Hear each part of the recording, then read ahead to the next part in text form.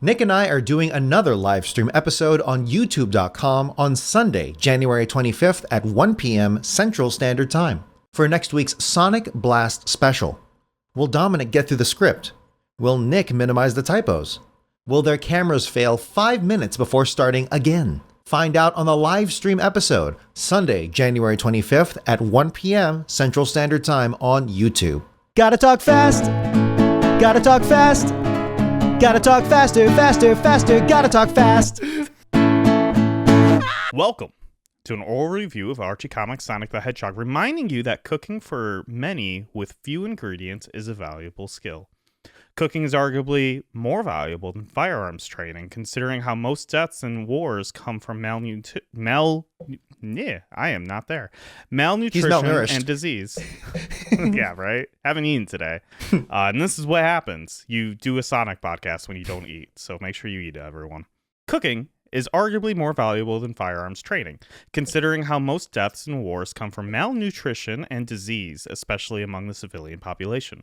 Do your research to invest in sturdy, long-lasting, and useful cooking equipment. Find recipes that maximize cost, servings, and taste. Learn how to improvise with what you have. Make the mistakes now so you're not caught with your stomach empty. I'm Nick, and except for this intro, I wrote the script. And I'm Dominic, and except for this intro, I haven't read any of today's script. And I just want to mention that, there are cooking YouTube it was hot like 5 years ago, and the lead up to that, and it's still good now. So please learn how to cook. And again, it doesn't have to be trendy. It doesn't have to be 5-star meals. Just get by. And I say that as someone where cooking is kind of a blind spot for me too. It doesn't come naturally for me because I don't know why. And maybe my taste buds are just screwed up. But for the most part, learning how to get a good meal with healthy ingredients. There's an art to shopping as well. And it's a struggle. I relate to people who have a hard time with it. And so it's a good skill to have. This is our segue into our sponsor, Blue Apron, where you can learn how to cook That's easily. actually arguably like the worst thing you can do given this advice, because it's literally just someone sending you the, well, okay. It gives you the confidence. If you didn't know how to cook, it gives you step-by-step instructions. You don't have to think about it. Like, this is not sponsored. This is not sponsored, by the way, at all. No, I would never. Blue Apron kills people, I think, on islands, if I remember correctly. Is that true? No. Okay. That was a bit. Oh, you're talking about like bit. The CEO, like hunts people down. Yeah. Yeah. In a dangerous game, most dangerous game. Yeah.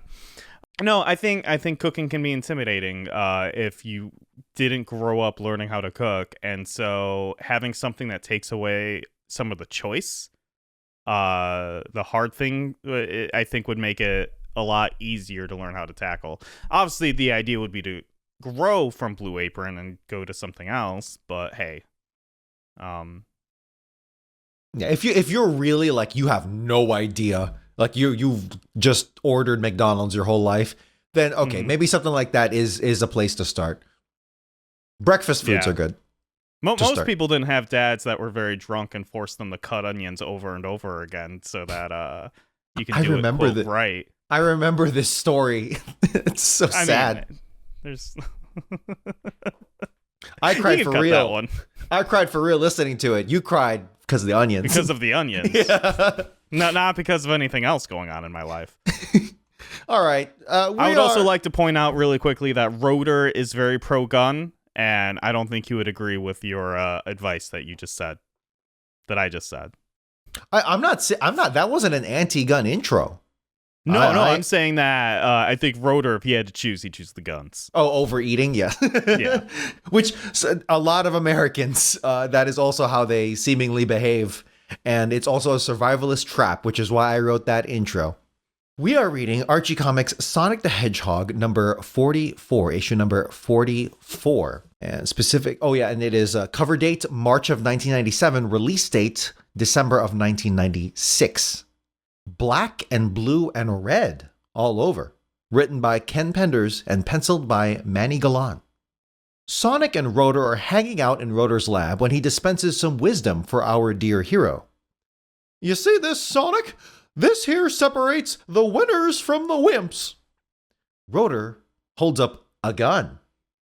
He brings the gun to his face, but not like pointed at him, I should note. He just is like holding it up near his face and begins checking the sights. Oh, the sights, yes. You wrote sight like S-I-T-E-S. Okay. I'm not a gun guy. I don't know the correct spelling of sight. Okay. Like down the barrel. Okay. Sonic dismisses him immediately and even begins to mock our scientist friend because of the size of the gun, which is small. Rotor pushes a button and the gun transforms into a large Swiss Army knife-esque gun. I want to take this moment to reiterate that Rotor believes that winners have guns. Rotor begins showing Sonic around his workshop, and it's very obvious that he is supposed to be Q from James Bond. Gadgets lying everywhere, presumably from traps within them. Rotor brings Sonic to a grill in his workshop, where he's just been casually grilling 2 cheeseburgers when an alarm starts blaring. Rotor begins checking on the situation on the computer in his workshop, where we learn that something catastrophic is happening on the floating island. Sally and the rest of the freedom fighters rush into the room and then gather on the jet the freedom fighters have whenever Ken writes. We cut to the floating island where we see Knuckles. He's rushing to the Chaos Chamber because the floating island started quaking, and that means something or someone is messing around in the Chaos Chamber. Knuckles jumps down the zoot chute and sees Sonic, who just came through a portal, trying to steal the Chaos Emerald. But what's this? Sonic seems cooler than usual. Sonic has sunglasses on and a cool leather jacket. This cool Sonic demands the emerald, or him and his friend will beat him up. Knuckles asks, who else is with cool Sonic, when suddenly a cool red fist punches Knuckles in the face. Me, my lad, and I'm not one to trifle with what's once I get my Irish up. That's the one. Just stick with that. Stick with it. Okay. Knuckles gets knocked back, but gets right back up and tackles cool Knuckles, who looks just like Knuckles, but with a beret. Pal, you just brought yourself a one-way ticket back to Bozo Town. Cool Knuckles gets up from the tackle. If anyone is going to be punching my ticket, it sure won't be the likes of you. Cool Knuckles uppercuts regular lame Knuckles. Right after the uppercut, the portal that cool Sonic and Knuckles came through begins closing. The 2 cool dudes leap through it, leaving Knuckles behind, laying on the ground. Archimedes shows up and yells at Knuckles for laying down on the job. Here it is revealed that Archimedes heard there was trouble. Knuckles asked what the fuck he's talking about, because obviously there's no way Archimedes would be able to hear about trouble, and his response was, oh no, I'm actually like, I have to get out of Irish mode. Okay. Might. I think this is the only time he talks, so but still, that's, wow. Hugh Jackman? Okay. Many things you still don't know about me, Knuckles. The 2 of them leave the Chaos Chamber and see Sonic, Sally, and Tails coming up to speak with them. Knuckles explains how cool these intruders were and how they seemed like they were going to keep coming back for the emerald. Sonic instantly knew who Knuckles was talking about and suggested that they go and attack them at their home turf. Everyone thought this was a great idea. End of part 1. Right off. Why is he Irish? That wasn't like a choice we made. Like, they made him Irish. So just for context, if you're just hopping on, Knuckles, I think, has a normal voice right now, but the first time Knuckles shows up in comics form, Ken wrote him as a, quote, Desi, dem, and those Brooklyn accent, but I don't think that became the norm. That was just like a one-off thing, and then as it settled on. So but for fun, we continue to give him the Brooklyn accent. The Irish thing Ken is the creator of Knuckles, I think. So I think if anyone knows what Knuckles sounds like, I think it's Ken. So I think he's saying that sarcastically. He's saying that sarcastically. I think Sega of Japan is wrong. Thank you very much. Okay, but yes, I don't know why Irish. I can't. It just feels like it completely out of left field. I don't know if you caught this. The size of the Chaos Emerald got a lot bigger for the floating island. It almost seems like a Master Emerald now. That was my thought exactly. I don't know why they changed it, but it definitely has the vibe of a Master Emerald now compared to what it was before. But they're not saying in this. I don't think they say it in this issue at all. Unless I missed it, they do not say Master Emerald. No, they do. But not. it does. You're right. It is de facto a Master Emerald kind of looking thing. Yeah. I'm right that Ken is the one that keeps on writing in a plane, right? It would seem wrong? So. I said that joke without going and verifying the last time we saw the plane was a Ken issue, but I don't know. In my heart, it just feels right. And you know what? I think our fans will appreciate a vibes-based fact instead of a fact-based fact. And then right off, Ken's a fucking weird writer sometimes. Like, is he just? I'll concentrate more on this on the next part, but I fucking hate Archimedes. Is just like, there's a lot about me you don't know, buddy, and it's just like, just tell him, why are you being fucking weird? You guys are allies. Like, yeah, why do you have to tease that? Yeah, unless it's just a plot hole, but which it is. But yeah, I mean, you could just say it. The only thing that makes sense to me is that there's an army of ants that live here and can overhear everything, and Archimedes can like psychically like communicate with them or something. I mean, I think that is. I don't know much about ants, but is that not psychically? But I was gonna say that they're psychics, probably. That feels. But there's like right. a communication system in an ant colony. Yeah, I don't know. I'm not. And my knowledge of ants mainly stems from Archie comics. So I don't know how much of that is based on fact and whatnot. All I know is that they can breathe fire, and if need be, they can chew holes in grounds that can like people can kind of like cartoonishly fall through. And can lift up entire can create an island and lift it up. Yeah, those are my 3 ant facts. Based off of Archie. Sorry, and that they have 6 legs. Yes, very much so. Yeah. I want to talk about the opening actually with Rotor. You are correct in that Ken is absolutely writing him to be Q from James Bond. Yeah. But I think it'd be really funny and cool and even more thematically like holistic or thematically cohesive, I should say, if he was like a survivalist dude.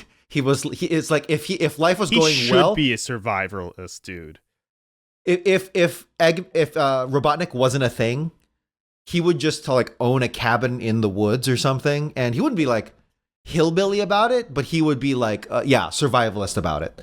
Well, like I hope, and I know it's not going to be like what happens, but you know how we always get like flashbacks of like everyone and they're like always like hyper involved, and it's like, oh, Sonic was like best friends with Sally growing up now, which like that's, and like the more these comics go, the more you want to, it's like something that annoyed me when I tried reading Spider-Man, which is like every single person in like Peter Parker's life ends up being extremely important, right? Right. And like you're making a comic, I get like the people around you need to be like big, but also at a certain point when every single person in your life ends up being this like huge integral like important person to the universe, right? Yeah, to the universe, it gets annoying, right? And so like finding out that like Sally and Sonic are best friends growing up, and like suddenly I'm sure we'll find out soon that like Uncle Chuck was like the apprentice to Robotnik or something, and like these things naturally happen in comics. I hope over a period of time. It's a problem that develops over time. Yeah, usually. Exactly. That's what I'm trying to say. Thank you. With Rotor, I hope they never like address anything. And the one time you see his backstory, it's just a hut on a hill outside of Robotropolis, and like the fires start, and he's just like sitting on his porch, rocking back and forth, like maybe with some hay in his mouth or something. And he's just like, well, it's time. And he like just goes into his basement. It's just a wall of guns and like a bunch of like buckets of food. And he's just like, this is the moment I've been waiting for. It's literally Nick Offerman from The Last of Us, where his character just pops out of the basement on like a week after the apocalypse happens, and he's just prepper. He's just a prepper, and or as he would say, a survivalist. Rotor would absolutely be a Guntuber. He would be based leftist Guntuber, the rare based leftist Guntuber, 100%. Which is a hard one to find on YouTube, unfortunately. They need to make themselves more known. That's why you got to become one, Dominic. In the state of Illinois? Not with these prices, but... yeah. That does remind me, though, we do technically know some of Rotor's past, which is he was in Antarctica, and all of his friends became... There's an army of walruses out there that's under Robotnik's control, right? Yeah, they never resolved that. That's still a thing. Yeah, I think that's a thing. Okay, I actually kind of like that, how they haven't resolved it yet. And it's just I hope that does come back in a big way. Because I don't like how, or it's annoying when like the problem gets solved in the same issue. Contextually, it depends. But I'm like, yeah, this is a living, breathing world, and success doesn't come every single time, which is true of guerrilla warfare. It's like you hit this place, and then you raid it, and then it's like, oh, we didn't hit it fully. It's back up and running. Sometimes failure just happens like that. I think that's cool. You ready for part 2? Black and Blue and Red All Over, Part 2. Sonic is running along the cosmic interstate highway, with the Freedom Fighters flying behind him in their aircraft. Knuckles is being weird and ominous for no reason, forcing Sally to do a very vague lore dump about their past. Yeah, he doesn't know, does he? Referencing Sonic. Sally is confused because what a weird way to start a sentence. So actually, we don't even know who he's referencing. Well, he does kind of, in the picture, he does. Oh, he does. Like, okay. And the plane is like flying alongside Sonic, so he kind of gestures, but still fucking weird. And honestly, I don't even know if I'd catch on if I was in that situation. Sally is confused because what a weird way to start a sentence. Know what? About your knowledge of the Fulton Island. Or us. No, I've protected your secret, along with so many others. It's not easy, is it? Knuckles is coming off as a real Shadow the Hedgehog with the amount of edge he's showing. No, being the daughter of a king never is. Even when on a vacation, we would travel to locations only my father knew of. When we arrived at the floating island, I thought we were alone, until I heard a slight rustling in the nearby bushes. It was only after I wandered off on my own that you revealed yourself to me. We discovered we both had a great deal in common. Unfortunately, I couldn't talk about you to anyone, lest your father discover you broke the rules of your apprenticeship. Not even when we had to go back to the floating island because of Robotnik did I let on I knew you. Do you think you should tell Sonic? We cut to a wide shot of Knuckles and Sally, revealing they had this conversation only a few feet away from Antoine and Tails, and they assuredly heard everything. The plane and Sonic make it to the backwards world, where cool Sonic and Knuckles are from.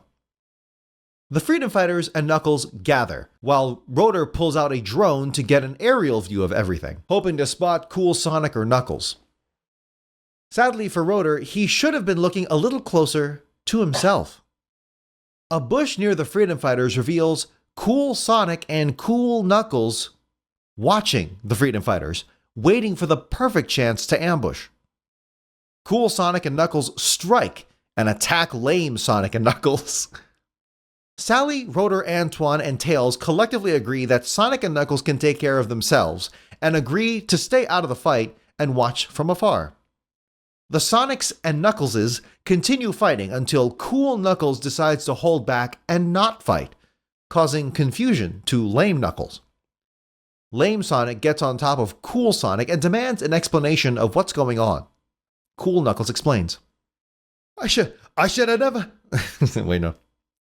Top of the Martin? It literally is the stereotype of having... Top of the Martin. I should have never resorted to violence in the first place. No matter what the reason, someone is draining the energy from the Chaos Emeralds that sustains my island. If we can't restore the energy soon, all will perish. Your Irish accent is at least as good as David Boreanaz's in Buffy the Vampire Slayer. So you could at least do TV Irish accents. Oh, okay. Thank you. Okay. That is both a compliment to you and an insult to David Boreanaz. Lame Knuckles starts calling out Cool Knuckles for not wanting to fight for the floating island. Knuckles stops him and leads him to a cliff and shows some bubbles at the surface of the ocean. See those bubbles out there? That's the oxygen seeping out of the sunken island because of the air containment field is about to run out of energy. No energy, no life. We are shown a fully intact city sitting at the bottom of the ocean with a giant air bubble protecting it. End of part 2. So I just want to say that they're fully committing to the opposite everything, but it still is but it still sticks out that it's an Irish Knuckles for whatever goddamn reason.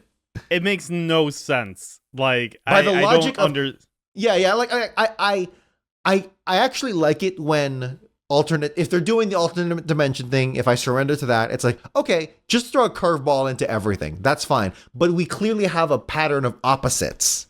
So why is it Irish? I don't know. It does make sense that he's, it seems like he's kind of pacifist-y.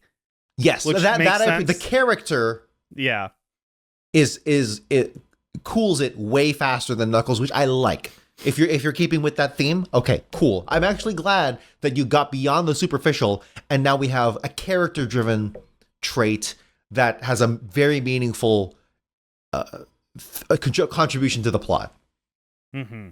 I want to just go right back up to Ken. I guess I'm talking about Ken. Basically. And his writing, how he keeps on doing these, like, edgy, like,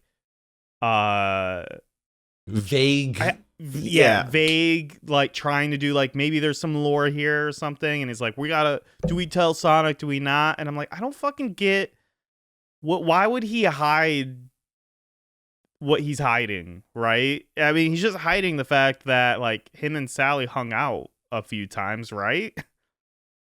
Or maybe not. Maybe there's more than they even revealed in this part or this even issue. I think on the meta level, which, correct me if this doesn't make sense, on a meta level, I think this is Ken going, we could still make this a love triangle. We could still... I actually agree. I think there's a part of Ken that's like, the order of operations for Sally here is Jeffrey St. John, Knuckles, and then Sonic.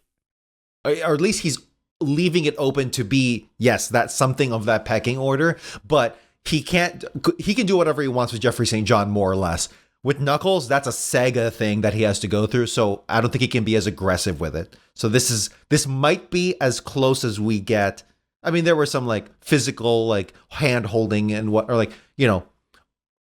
pledging oath to Sally and stuff, but I don't think we're gonna get anything serious out of this. But he's leaving it open. Like I think he's waiting, like to see maybe guys, maybe Ken talking to Sega. Yeah. I mean, I'm just saying, I know that a character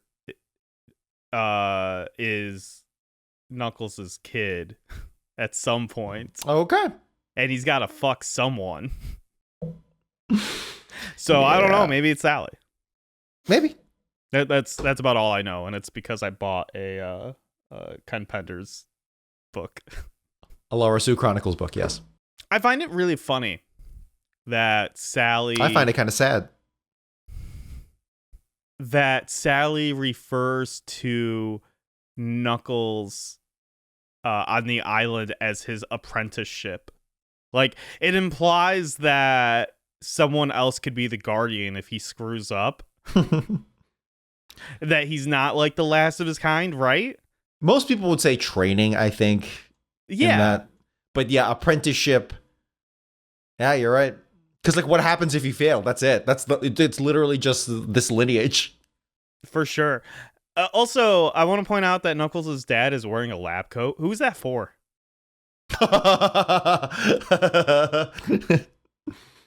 I don't know, because why is it a lab coat? Because was Knuckles' dad shown to be a lab guy? Did I forget this? I mean, we know that he comes from a line of scientists, but we don't know if Knuckles' dad is a scientist. Is it a lab coat, or is it like a martial arts thing? That looks like a fucking lab coat, dude. I think it does too. It's white. It's long. I could be wrong. I will admit, I guess I technically don't know, but if I drew that, I would draw that with the intention of lab coat. Okay. I forgot to bring this up earlier. Do you understand that the joke that's being done in the title, black and blue and red all over? I know the phrase black and blue and blank all over, and red being Knuckles, so that's kind of the pun or the joke, but what is it referencing? So it's a riddle. Oh, what is red, like READ. Yes. Yeah, what is black and white and red all over? So it's double, so it's because the blue. Got it. Yeah. The answer is a newspaper. What's a newspaper? Black and white and red all over.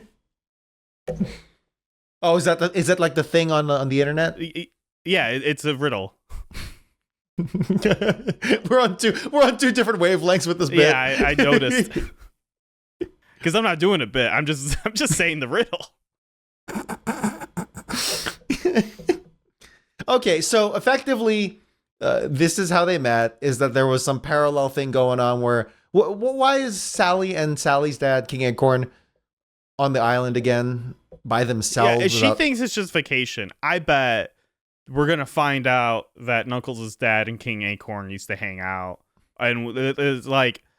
If I had to assume what was happening, it was probably like a Brokeback Mountain thing. Or they were trying to figure out some secrets of the Chaos Emerald, right? Or it could be a mixture of both, work and pleasure. These things do happen. So God, that'd be so based if that was it.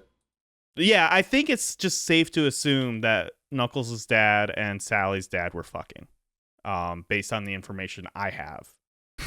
Granted, it's not a lot of information, but I think it's just a safe assumption. Black and blue and red all over, part 3. Cool Knuckles has taken the Freedom Fighters into a giant glass tube with a monorail that goes to the sunken city. It is at this moment that Cool Sonic reveals the name of the sunken city.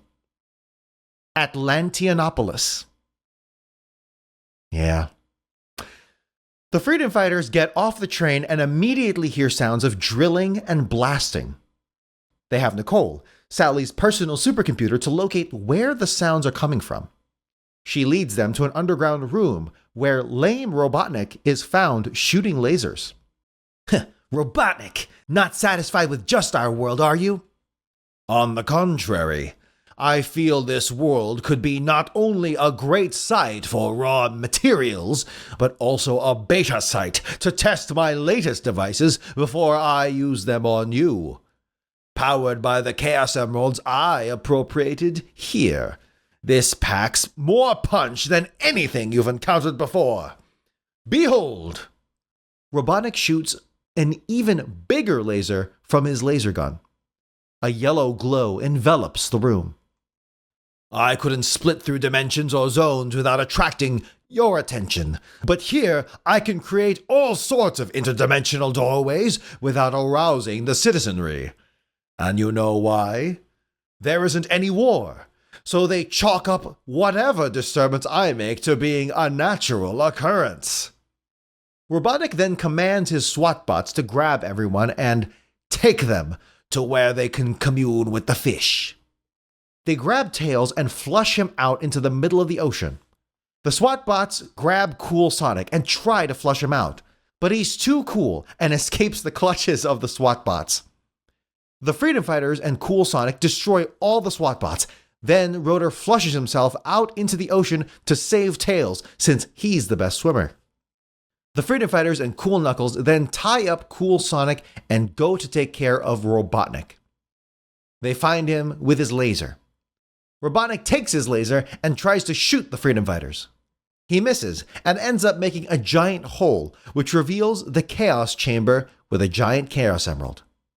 The two Knuckleses go and grab the giant Chaos Emerald and tease Robotnik. He turns and immediately fires at them. They hold up the Chaos Emerald and the laser shoots, shattering the emerald. The laser somehow bounced back to Robotnik as well, disappearing Robotnik. Cool Knuckles gathers the shattered emerald and uses the shards to repower the air bubble, saving the city. Everyone hops on the monorail and leaves the sunken city. Here, Cool Knuckles explains what happened to Robotnik. He intended to send you on a trip, only it ricocheted back to him, sending him on the journey instead. Any guess where he is? Back where he came from, most likely. He was going to destroy your Knuckles' Chaos Emerald, so it couldn't be used against him. The monorail stops. Rotor and Tails are waiting by the exit. The issue just kind of ends, so I guess the script will too. The end. Yeah, the ending's fucking insane. It is an awkward ending. It shows Cool Sonic tied up, so I guess I could have said that. And then it's, you know what? Let's read the last panel. It's Rotor looking at his drone saying, "It's my remote scanner." He's like depressed, and Sonic's like, why the fuck are you depressed? He's like, "It's my remote scanner. I anticipated us using it everywhere except where it needed." And Sonic just says, "Guess it's back to the drawing board for you." Like, what the fuck, dude? It's kind of a, attempt at a joke, I guess. It's not even a joke. It's him being a bully to Rotor. Yeah. Like, what the fuck? I didn't want to include that in the script. Fuck Sonic. I didn't want shit on my boy here. If anything, he's the one that's gonna save us when the end of the world happens. He's prepared. in his compound. Yeah. Yeah, for sure. Okay. There's a lot to go over here. So, okay, let me begin by saying I actually do like the idea that because Robotnik, the prime Robotnik, knows that this alternate dimension exists, he can just go there and test shit. I think that's actually one, scientific, two, logical, and three, a damn good idea. If you're going to be evil and be Robotnik, it's a good idea. It's probably the only thing that made sense in this issue. Mm-hmm. Why sink the city? Well, that's what Robotnik was trying to do with the Death Egg, right? Well, what the fuck are you saying? So think about it in the context of why did they raise the city to avoid a meteor that was going to just hit directly on the city? That's why they moved it. Why would you sink a city? Let me say this. Bullets do very poor when shot into the water. They immediately lose velocity. And so those scenes in Saving Private Ryan where dudes are getting shot up at the bottom of the beach underwater. Also, famously, the scenes in Conker's Bad Fur Day keep on going. Thank you. No, honestly, I love that game. I mean, look, I'm not pointing this out to be hating on it. It's a great movie, but it is technically inaccurate that the bullets would be traveling that fast. So I guess by that logic, they calculated the numbers, and the scientists were like, "Well, we'd be fine underwater." So I think it's too shallow. I think they could have gone even further into the water with it. Are you saying that because there's beams of light that can hit the city still? Yeah, pretty much. So it's not the best argument, but theoretically, I think it's... Look, if your choices are literally make a floating island in the sky versus an island that doesn't float underwater, the underwater one kind of makes marginally more sense. Well, I think my problem here is maybe just a fundamental one of the floating city was absolutely an insane choice, and sinking a city is also absolutely an insane choice. So maybe it does make sense. But again, by the logic of whatever these echidnas are on, obviously the correct the logical answer would be the city is lost, but we can evacuate everyone and rebuild somewhere else. Yeah, which, yeah, it's. I mean, look, okay, have you played the BioShock games? Yeah. Which setting did you, minus the racism, what setting did you enjoy more? Rapture or, oh my God, what's the floating city? Air Rapture. Yes, this is bothering me, but yes, people know exactly what I'm talking about. Well, the floating one gave me anxiety because it just didn't seem like it would work. Right, people would just be constantly falling off. Yeah, so I guess the underwater one, but I also didn't like. If you were making me choose between this floating island and the sunken city, I would probably choose the floating island. If you're making me choose between the BioShock Infinite and regular BioShock, I would probably choose Columbia. BioShock. Jesus Christ. Okay. Yeah, Columbia. Yeah, I mean, both are monstrously stupid ideas. But the underwater one is literally possible because of submarines for long periods of time. Because what is a submarine, especially like a nuclear powered submarine, if not an underwater kind of community? Do we think this city is empty? I mean, it looks like it is, but no. I think Robotnik mentions that it's not because the citizens of the city say that, oh, I can test here because every time it shakes. They just assume it's a natural occurrence, right? Is that what I interpret that as like everyone in like the surface. Yeah. Why does Cool Knuckles want to protect the underwater city, sunken city? If it's that was actually going to be my next question. Okay, so they're going through an underwater city for the record, and it doesn't look like the city's destroyed. Like a full-fledged No, it looks actually city. very intact. Yes, very intact, almost clean looking, as if it was habitated. There just isn't anyone that you see. No civilians or citizens or whatever. It looks like it's populated. All signs say it's populated, but you're right, we don't see anyone. So if anything, Knuckles could just be could just be sentimental about it. But also when we first saw the original the Prime floating island, we didn't see anyone at first either, right? It took a few issues or then stories to be like, oh, there's actually people here. Yeah. So maybe I'm assuming that's the same case as well. I think we'll never find out.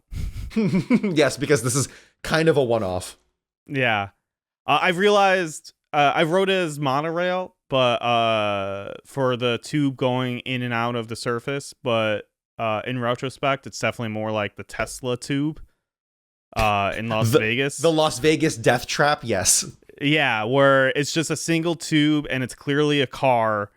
And if that thing breaks down and catches on fire, everyone's dying. Because there's I think I saw a drive-through video, like, real-time driving through, and it's like, oh, there's no service exits. No, I've also watched a drive-through of it, and I think it's scary as shit, and it makes no fucking sense. Yeah, because actual subways have regulations where it's like, no, you could technically walk on the sides of this, at least at certain points, and get out of there through a service exit.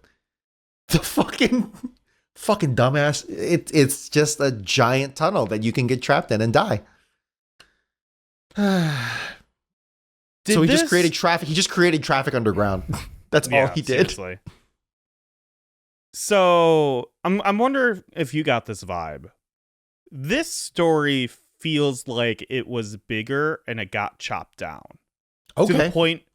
To the point where I'm like, I feel like this was a special, and they were just like, nah, this isn't gonna be a special. And so Ken like reworked it into like a normal issue. It feels very disjointed and kind of all over the place, which is why I feel like they just kind of cut down from a bigger story. Well, the next issue is in chronological order is a special, so maybe it's the lead into that. Well, no, I was my gut reaction is Ken pitched this as the special that we're about to get, and they were like, "Nah, this isn't going to be the special," and so Ken reworked it into just a regular series like issue, because like Ken's writing can be hit or miss, right? Mm-hmm. But this one feels very disjointed, and And not even in a way where, not even in the usual Ken way. Exactly. And it feels like it doesn't have a lot of flow. Water flows. There's a lot of water. Which is why I kind of like, it's really like we jump to this location, we jump to this location, we jump to this location. It feels like it was trying to be big. I don't think it works well. Yeah, I don't think so either. It's very, you're exactly right. It feels like bullet points. It feels like point A, B, C, D. Yeah, that bullet points is a good way to describe this issue. Here's the facts of what happened, but not like a normal story being told. And I don't hate action. I want to be clear on this because I feel like people might get the impression, but there's so much action in place and just like it's just plot happening as opposed to an actual story. It is disjointed. That's all. I'm just reinforcing that. Yeah. We got it looks like we have small chaos emeralds now, like the master emerald broke, but the emerald, I don't know if you pointed this out, the emeralds that broke apart, they're just regular emeralds. Like it's not the shattered emerald pieces like in the Sonic games. It is they just made small regular looking emeralds out of that one giant emerald. And they're all still not the color. I'm gonna push back a little bit. It clearly does show shards. But we did get 4 perfect emeralds outside of 1. What page are you on? 23. Bottom left and middle right. It shows shards. You're right. But it does. But then, okay, I do see the shards now. But the pieces that are glowing are just perfect. They made perfect like emeralds. Okay. So okay. I don't know what that means, right? I don't either. I guess by by magic logic, it's like, oh, okay, they reconstituted as perfect emeralds because they're that powerful. Yeah, right. And like there just wasn't enough for a 5th emerald, and so those are all shards or something. I just want to say that I think the choice, if you're gonna make a stereotypical Irish character, giving them a dark green, if not black beret, I don't know, I think that's a black beret, right? That's low-key pretty badass. Because he could have done something like a snap brim cap, like the taxi driver hat. Mm-hmm. But no, he gave him like, no, this dude is trying to unite the counties. He is about to bomb a fucking like Protestant bar in the north. You know what I'm saying? He looks militant as shit. I mean, he does definitely. This is not a casual Irish dude. This is. Yeah, man. This looks like. I mean, he looks like it, but he's borderline a pacifist. He's all about looks. Hey, that's good drip, though. This is like, and I'm not saying this positively, but he's like, this is like authentic IRA in the sense that it's like the offshoot of the IRA, and he's beefing with all the other IRA. Did IRA wear a lot of berets? I don't know about out in the streets, but like famously, if they do, yes, they do wear berets. Maybe out in the streets. Truthfully, I don't know about the fashion of the Troubles, but certainly in like the photos where they're posing with their flags and basically looking like terrorists, where they're going the hardest, they are wearing the berets. Yes. I mean, do you think this was done on purpose? Ken Pender supports the IRA.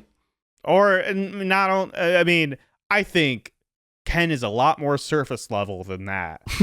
I agree. He saw a picture of an Irish guy with a beret and said, done. He just knew someone. Yeah.